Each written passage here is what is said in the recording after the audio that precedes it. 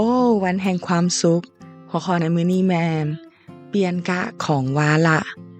เปลี่ยนกะของวาระในปัญญาจารย์บทที่3ข้อ11ทรงกล่าวว่าพระองค์ได้ตั้งเวลาอันเหมาะสมไว้สำหรับทุกสิ่งพระองค์อยากให้มนุษย์รู้จักอดีตและอนาคตแต่มนุษย์เข้าใจบ่ได้อย่างเต็มเปี่ยมต่อสิ่งที่พระองค์ได้ทรงกระทำตั้งแต่อดีตกาลถึงอวสานท่านวิลเลียมออตเลอร์เป็นหมอที่มีชื่อเสียง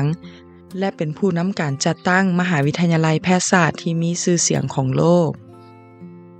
นั่นก็คือวิทยาลัยจอห์นฮอปกินส์โรงเรียนแพทยศาสตร์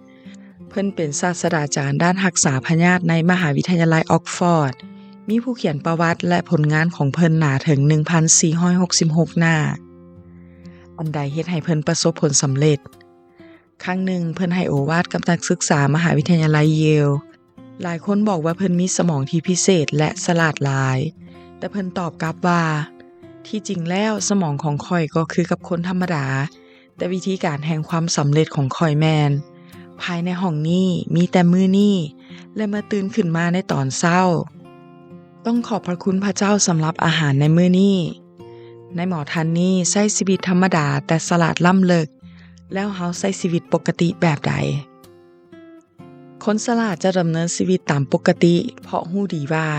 ทุกสิ่งที่เกิดขึ้นอยู่ในโลกนี้เป็นไปตามฤดูกาลและเวลาที่พระเจ้ากำหนดไว้ในบางเรื่องเฮาพยายามฝืนก็เมื่อย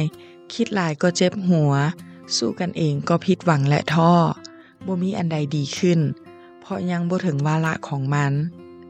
ให้อธิษฐานรอท่าต่อไปแล้วทุกอย่างจะผ่านไปได้เองเพราะวาระใหม่กำลังคืบคลานเข้ามาแทนที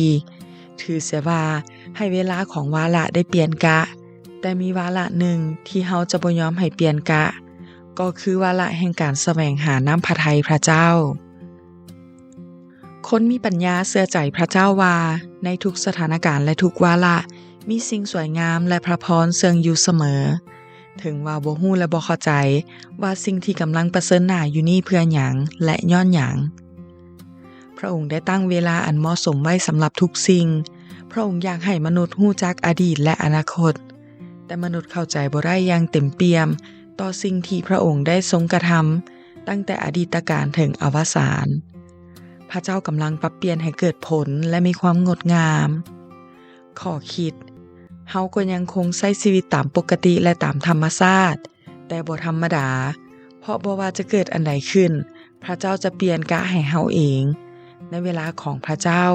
พระองค์จะเฮ็ดให้ท่านสวยงามบ่แม่นสถานการณ์ขอพระเจ้าอวยพร